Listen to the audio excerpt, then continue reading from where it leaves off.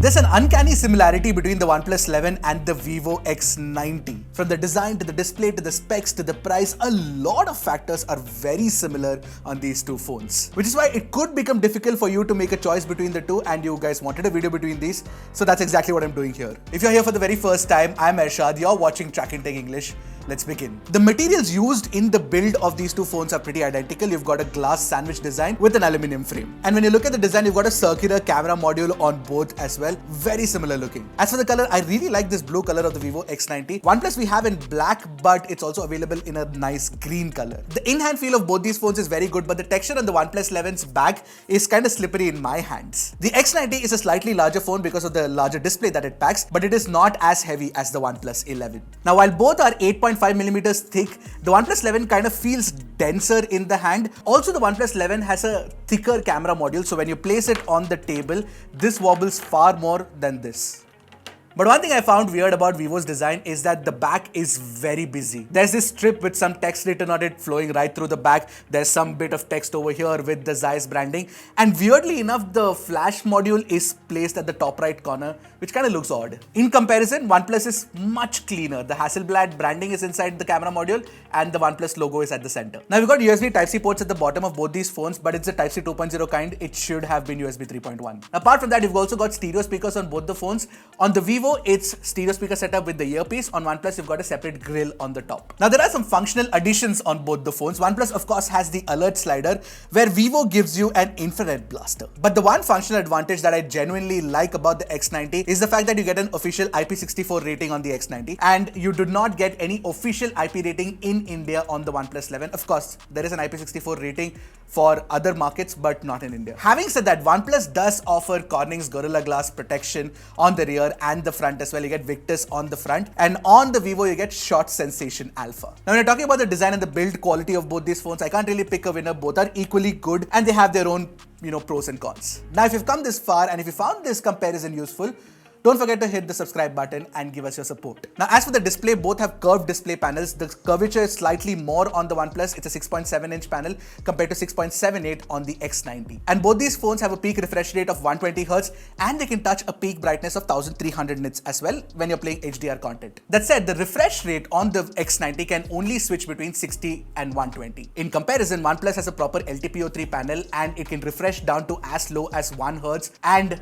as high as 120 Hz depending on the content that's playing, which also helps with better battery life, and I'll talk more about that when I talk about the battery of the phone. The other advantage that OnePlus has is that it's got a higher resolution display, and therefore you get higher pixel density as well, along with that 20:9 aspect ratio, which is also the same on the X90. Now, both are HDR certified displays, so you get HDR10 plus support on the X90, where you get Dolby Vision on OnePlus. Now, when I did test out HDR performance on both these phones, the brightness was definitely higher on OnePlus compared to Vivo, despite the fact that the peak brightness is 1300 nits. By the way, talking about the OnePlus 11, it is available in YouTube's new product buying link below. So you should go check that out. Tell me how the shopping experience is, if it's good or bad.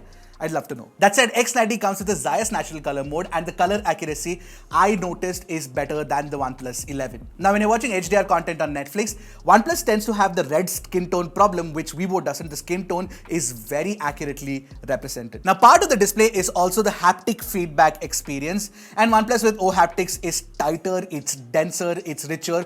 It just feels better in haptic experience compared to the X90. Now, both these phones have an AMOLED panel, and therefore you get an in-display fingerprint scanner, and both are really fast to unlock. You can't tell the difference in daily usage. But OnePlus's fingerprint reader is placed at the right position, and it's kind of low on the X90. That's the only difference. Now, rounding up that multimedia experience is the stereo speaker setup, and with OnePlus you get Dolby Atmos, and one listen to the sound quality side by side, and you can tell OnePlus is richer and more dynamic compared to X90. X90 sounds good, but OnePlus sounds better. Take a listen for yourself.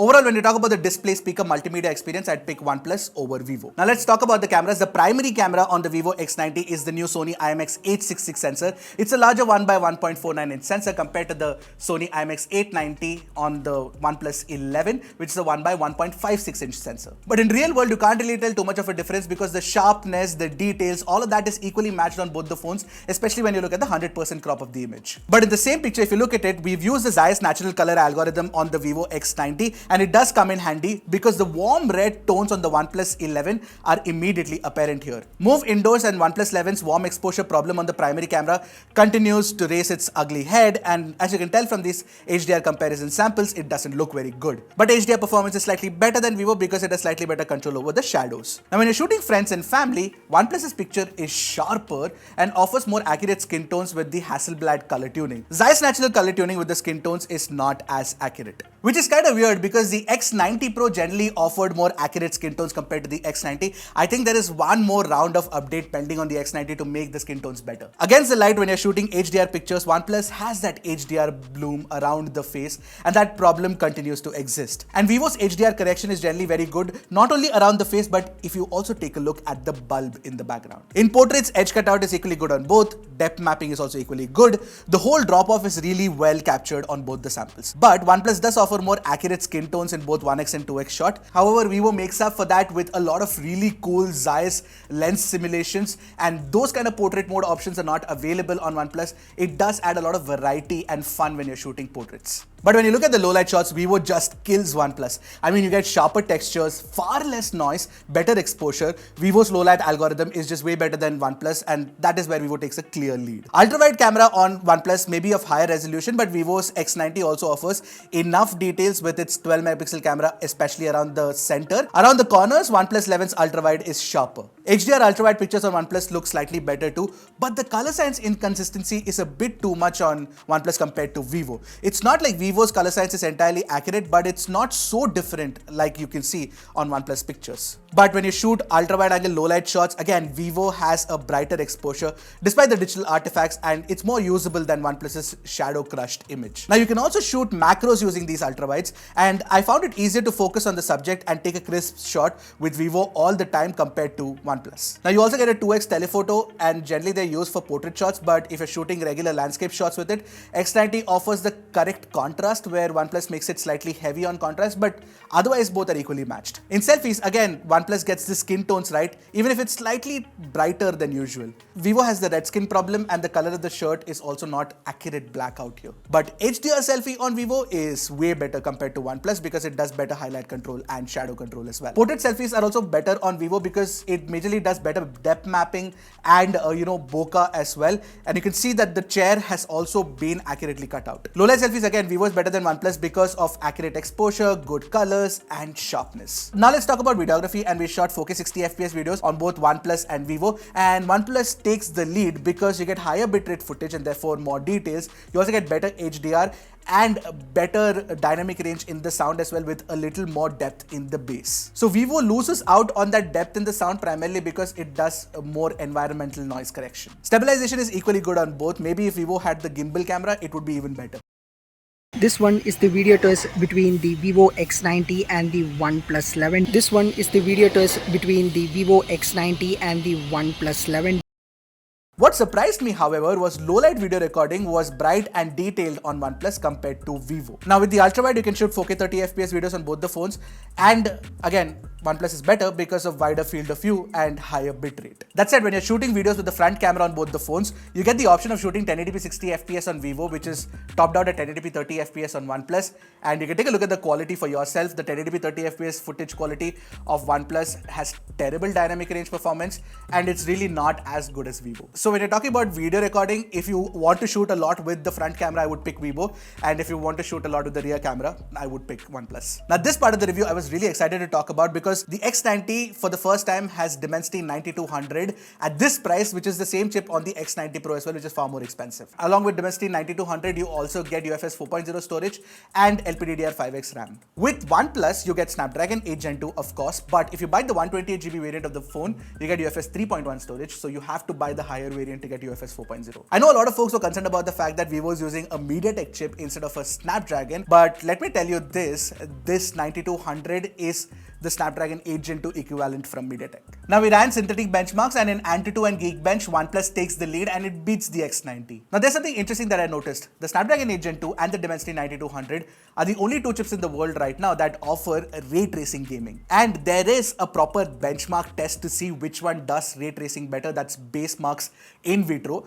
And when we ran the test, I was very surprised to see that when you actually have a ray tracing scenario running, the Dimensity 9200 outperforms the Snapdragon 8 Gen 2 by quite a bit. Right now, of course, it's of no use, but ray tracing is going to be the future of mobile gaming, is what the brands are claiming. So when the ray tracing games come, the X90 could actually beat the OnePlus 11. In general, also, when you talk about gaming, I prefer the X90 over the OnePlus 11 purely for one reason, and that is you get sustained performance on the X90. So if you're playing Call of Duty at 120 FPS on both the phones for about an hour, then X90 performs better than the OnePlus 11. OnePlus starts dropping frame rates, but Vivo tends to get hotter than OnePlus. And that is further evident from the stability score of CPU throttle and 3D Mark wildlife stress test. The X90 is more stable compared to OnePlus 11, but it does get slightly hotter. So from the performance tuning of both these phones, what I realized is the X90 is tuned for sustained performance, where OnePlus is actually tuned for better power efficiency, and that's where we have to talk about the battery life. So OnePlus, of course, has a slightly larger battery inside compared to the X90, and therefore it feels dense, and that is why OnePlus also is better at battery performance. I got about 7 hours of screen on time on the OnePlus 11 with 120Hz refresh rate and Full HD Plus resolution, and on the X90 I got about 6 hours. Now 6 hours is not bad, but that's because the X90 doesn't have any balanced tuning mode. By default, OnePlus 11 runs on a balanced mode, and then you have to switch on the high performance mode for better performance. So that is kind of a miss on the X90. Maybe you could get better battery life with a balanced mode. Now when you talk about charging speeds, OnePlus charges at 100 watts, Vivo charges at 120 watts, but when you talk about the charging speeds of both these phones, it's 25 minutes for 0 to 100%. So that way clearly we have established that OnePlus is better for battery performance. With respect to network performance, Airtel, Jio both work absolutely fine on this. 5G performance is really good, call quality is really good. Nothing separating the two. Alright, finally talking about software, Vivo runs FunTouch OS 13 based on Android 13 with the promise of 3 years of software updates and 3 years of security updates. On OnePlus, you get Oxygen OS 13 based on Android 13 with the promise of 4 years of software updates and 5 years of security updates. And point 2 for OnePlus is that OnePlus is more refined and a more polished software experience compared to FunTouch OS. FunTouch has definitely improved over the years. The fact that you do not get too many third-party bloatware apps itself is a huge plus, but there are duplicate apps which make the experience slightly not good. Because apart from the Play Store, you also have to live with the V App Store. And there are UI design inconsistencies. For example, the notification shade, the icons that are there when notifications pop up is not the same as the icons that you get in your regular home screen or drawer. So there is a lot of scope and improvement for FunTouch OS on Vivo's phones, but OnePlus with Oxygen OS 13 would be my pick. Now for final decision, both are around the same price, and therefore it makes it even more difficult to choose one. So let me make this easy for you. You should pick the OnePlus 11 for its display, its battery life, and its software experience. Also for some aspects of its camera experience, for example, the people pictures are sharp and they look very good. And apart from that, the videography is better too. I would say you should pick the X90 if you want a lighter phone and a phone that has sustained performance in gaming. And of course, the camera aspects like the low light photography, the ultra wide angle camera, the macro, the selfie videography, and of course, the fact that you get so many different functions built into and features built into the camera app of the phone could make it more fun and interesting to use. So which one of these two phones would you pick? Let me know in the comment section below, and I'll see you guys in the next one. Until then, keep tracking and stay safe.